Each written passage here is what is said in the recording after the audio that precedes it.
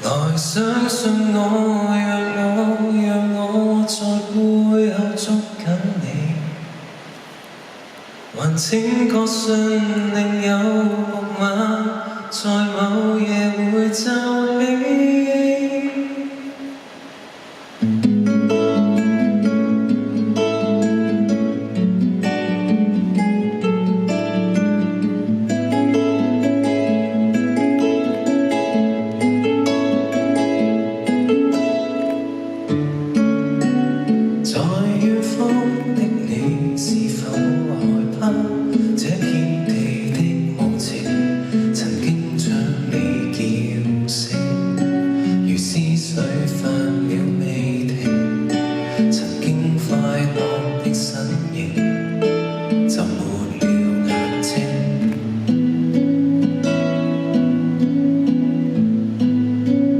相信我，讓我在背後捉緊你，還請確信另有木馬在某夜會奏起。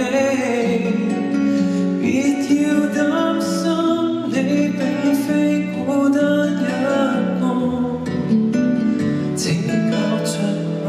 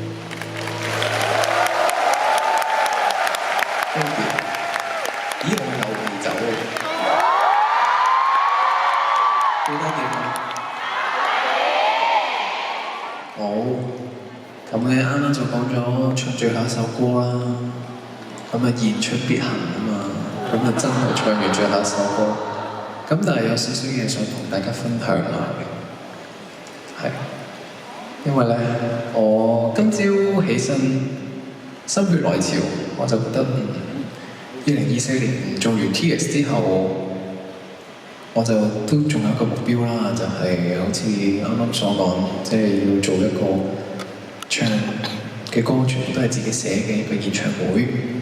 咁跟住我今朝就喺度諗，咁 grow 之後我要做啲乜嘢咧？下一步我應該做啲乜嘢咧？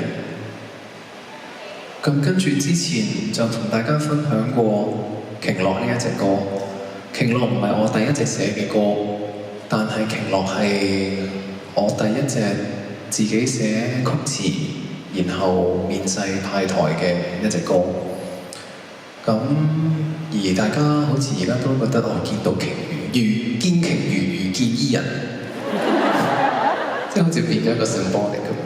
咁所以我估鯨落應該都可以算係話代表咗，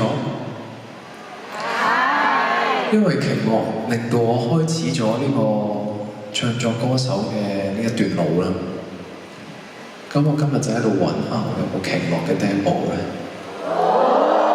我寫鯨落嗰陣時係點樣嘅？咁咁我就揾，跟住我就揾到一個係2020年1月1號嘅 demo。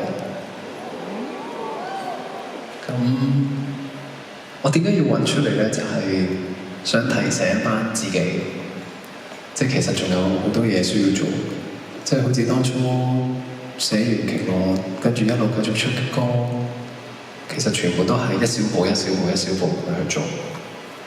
咁然之後今日聽完翻個 demo 之後，我就覺得今日係9場演唱會嘅最後一場。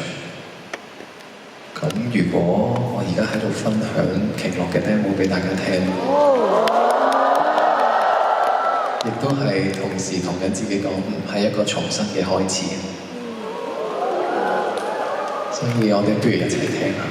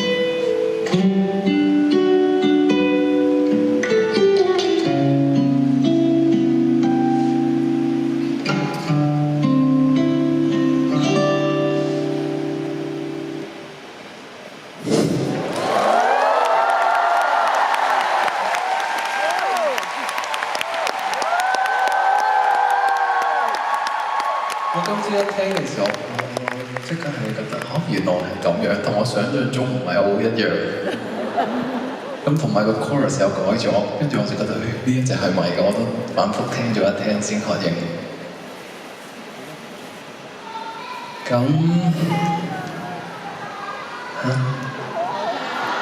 我想喺呢度再一次多謝呢9場陪伴住我一齊度過嘅所有人啦。